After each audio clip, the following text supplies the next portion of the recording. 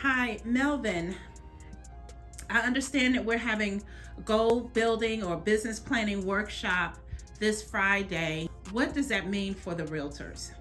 So this is actually a goal setting workshop. So the business planning, we've been doing business planning, as you know, since October. We did it through November. We did it earlier this month as well.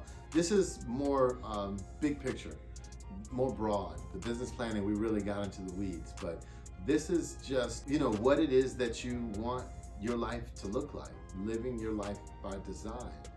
And I think that unfortunately, a lot of people walk around and they, day to day, they're in this, whatever the monotony that they're in, and life happens to them.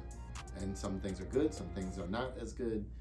But we're going to go, in this workshop, we're actually going to create a plan. That's going to be our plan. And plans don't always go according to plan, but if there's no plan, then there's no telling what can happen.